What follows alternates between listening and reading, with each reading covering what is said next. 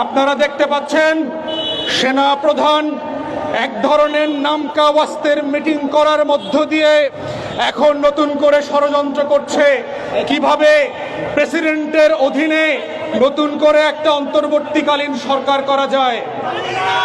আপনারা জানেন এই প্রেসিডেন্ট হচ্ছে হাসিনার আর একটা গোলাম কুকুর। এক কুকুরের বাচ্চা দিয়ে আর এক কুকুরকে স্বাধীন করা যাবে না। আমরা যখন কুকুরকে দেশ ছাড়া করেছি, কুকুরের বংশ সহ উৎখাত করে দেশ ছাড়া করব। শাহাবুদ্দিন চুপ্পুর মতো কুত্তা দিয়ে যদি দেশ শাসন করার দুরভিসন্ধি করা হয়, সেনা প্রধানকে বলছি আমরা লক্ষ লক্ষ আবু সাইদ বুক পেতে দিয়ে ক্যান্টনমেন্ট উড়িয়ে দেব। বাংলাদেশ নিয়ে কোনো ষড়যন্ত্র করবেন না।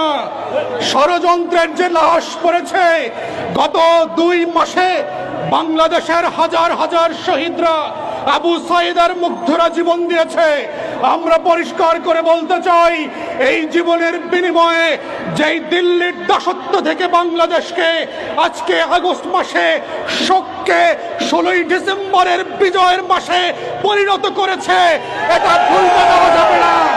আমাদের জাতীয় ডিসেম্বর মাস হচ্ছে এখন আগস্ট মাস। নতুন করে আগস্ট মাসে এখন থেকে আর কেউ শোক চালু করবে না, কোনো কাপড় পরা হবে না। আগস্ট মাস হচ্ছে গণহত্যা থেকে গণ অভ্যুত্থানের মধ্য দিয়ে বাংলাদেশকে বিজয়ের মাস।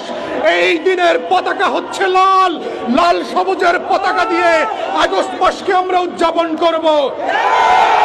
তাই বাংলাদেশের সেনা প্রধান থেকে শুরু করে সশস্ত্র বাহিনী যারা আছে, পুলিশ, র্যাব, আর্মির যারা বাহিনী আছে, দিল্লির সেবাদাস বুদ্ধিজীবীরা মিলে বাংলাদেশের এই ঐতিহাসিক বাংলা বসন্তকে হাইজ্যাক করবার যে ষড়যন্ত্র করছে, আমরা দেশবাসীকে বলবো সতর্ক থাকবেন, মাঠ ছাড়া যাবে না। যেই সকল বাহিনী গতকালকে থেকে শুরু করে আজ পর্যন্ত আমার ভাইয়ের বুকে গুলি চালিয়েছে, সেই সকল বাহিনীকে আমরা বিশ্বাস করি না। যারা বাংলাদেশে গত 2 মাস থেকে গণহত্যা করেছে, যেই প্রজাতন্ত্রের কর্মচারীরা আমাদের টাকায় অস্ত্র কিনে, বুলেট কিনে আমাদের হাজার হাজার মানুষকে গুম খুন করেছে, সেই সেনা প্রধানের হুকুমে বাংলাদেশ চলতে পারে না, পারবে না।